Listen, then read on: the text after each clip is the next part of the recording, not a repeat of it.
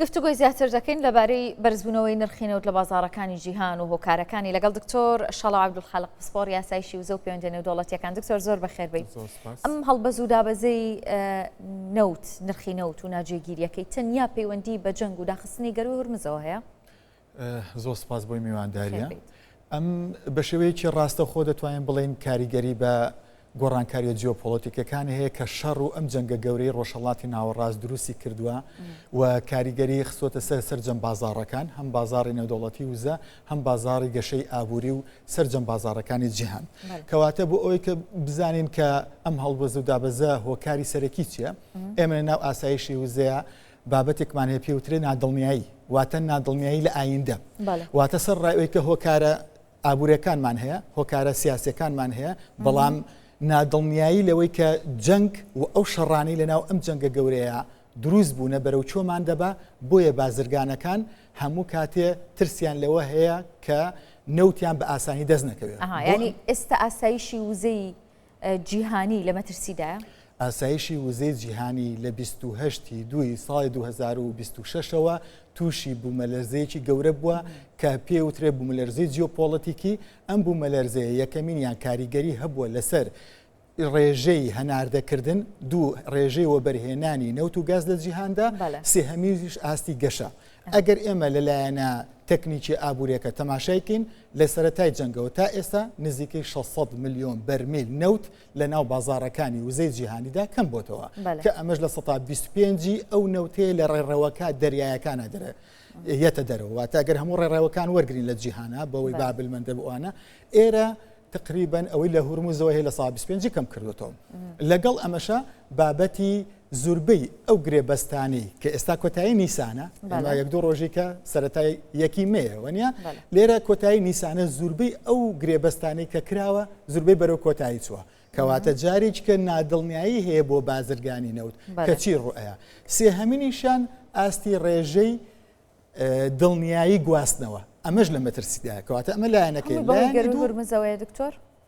نەخێر هەمووی گەروی هورمز نییە، بەڵام گەروی هورمز ئەم جەنگە کۆمەڵێ ململانی گەوری لە پشتەوەیە. مەخسەن بۆ نمونە ئەگەر تۆ پێم بڵێ هۆکاری سەرەکی چییە، بپێتەڵێ ئەم جەنگە گەورەیە کەوا گەروی هورمز ئێستا گیراوە یاخۆت گەرمارۆ دراوە لەلایەن دوو ئەکتەرەوە. یەکەمیان ئێرانەکان خۆیان ئەڵێن ئەمە ئەبێ کۆنتترۆلی کەین و وەکەوەی کە باس دەکەن. هەر لە ڕاستی لە دەستی کێ کۆنتترۆلی بازاری وزە ئێستا لەسەر مێزی ئێرانەیە ئەمریکا؟ بەڕای من لەسەر مێزی ئەمریکیەکانە. هۆکار چێ بۆ ئەم قسەیە لەبەر ئەوەی کە زوربەی ژێرخان و جوڵی ئابووری و وزەی ئێرانیەکان ئێستا خنکێنراوە لەلایەن ئەمریکیەکانەوە. دووش هەموو هاوپەیمانەکانی ئێرانیەکان کە گەشەی ئابووری لەسەر بەشێکی زۆری لەسەر نەوت و گازی وڵاتانی کەندا و بە تایبەتی ئێران وەستاوە، تەماشا ئەکەین ئێستا زوربەی تووشی کۆمەڵێ مرج بۆتەوە و بە تایبەتیش چین لێرە ڕۆڵێکی گەورە دەبینێ کە وەکو بەپێی ئەو نزیکترین راپۆرتی کە لە وەزارەتی هەم وزە هەم دەرەوەی چینەکان هاتوتە دەرەوە، نزیکەی تا ئێستا 200 ملیار دۆلار وەبەرهێنانی لە ناو خاک و وزەی ئێران کردووە چینەکان، کە هەموو ئەمانە یەک داواکاری هەیە چین کە ئەویش هەتا بکرێ ئەم جەنگە کۆتایی پێبێ ژێرخانی ئابووری وزەی ئێرانی وا بە ئاسانی نەکرێ بە ئاماچ. کەواتە بەڵێ بابەتەکە جیۆپۆلیتیکیە، بابەتەکە بەشێکی ململانی استراتیژی ئابووریە، بابەتەکەش ئەو گۆڕانکاریەیە کە بەهۆی دابەشبوونی چۆنێتی بەڕێوەبردننی وزەیە لە جیهانە ئارتۆ. کەمێک پێش ئێستا لە هەواڵەکان ئاماژەم پێکرد جەنابەت لێرە دانیشتبوو نازانم گوێت لێ بوویان نەکا، ئاژانسی هەواڵگری سوپای پاسداران ئەڵێت ئەمریکا ئامانجی پەکخستنی بازاری وزەیە. ئایا هەر بەڕاستی ئەمریکا ئەوەی دەوێت لە کاتێکا ترامپ خۆیڵێ من بازرگانم و نەوتمەوە؟ بڵێ هەر لە سەرەتای ئەم جەنگەوە ئێمە پێمان وابووە ئامانجی ئەمریکیەکان گەورەتر لە ئێران. ئێران بەشێکە لە گەمە جیۆپۆلیتیکە ئابوووریەکە کە ئەمریکا دەستی پێ کردووە. بەڵێ ئەتوانین بڵێن بەشێ لە ئامانجە گەورەکە تەنها ئێرانیەکان نییە بەڵکو گەورەترە و دەیەوێت چۆنێتی بەڕێوەبردننی وزە لەگەڵ کاریگەری دۆلار بۆ 10 ساڵ بۆ 30 ساڵی داهاتوو جارێکی کە لە ژێر دەستی ئەمریکیەکانە بمێنێتەوە و بۆ ئەم بابەتە هەموو ئامادەکاریەکانی کردووە. مەخسەن یەکێک لەو بابەتانی کە زۆر جار بە شێوازێکی مفاجئە ئەبیندراکەوە گەروی هورمز دابخرێ بەڵام ئەم شتە مفاجئە نەبووە بۆ ئەمریکیەکان بۆ نمونە هەر ئێرانەکان خۆیان وتویانە ئەگەر ئێوە هێرشمان بکەنە سەر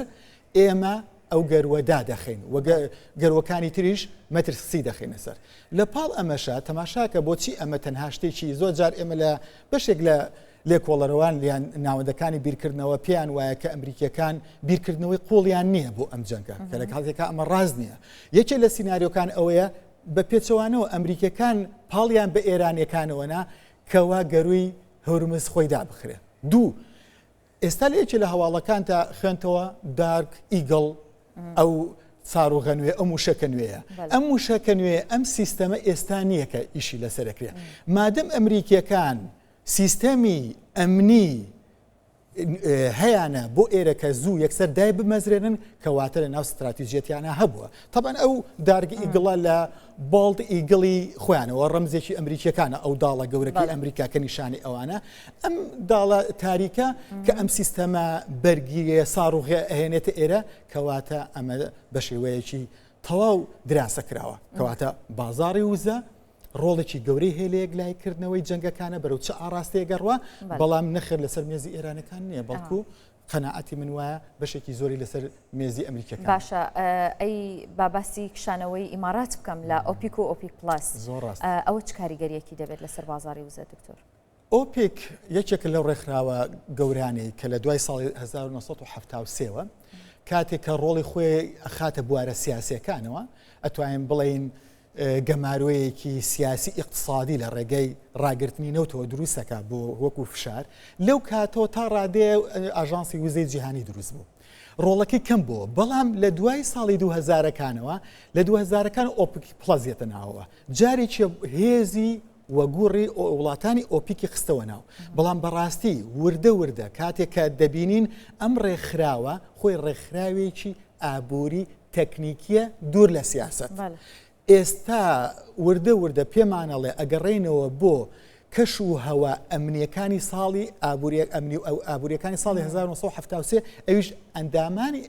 ئەم ئۆپێک و ئۆپێک پلس وردە بابەتە سیاسەکان تێکەڵاوەکەن و کاریگەری گەورەشی ئەبێ کاریگەری گەورەی چێ بێ یعنی کاتێک کەم لە ناو ڕێکخراوێکە هەز بە ئەمانەت ناکەم کەوە مامەڵەی وزەی خۆم لە ڕووی هەناردەکردن لە ڕووی ئاستی وەبەرهێنان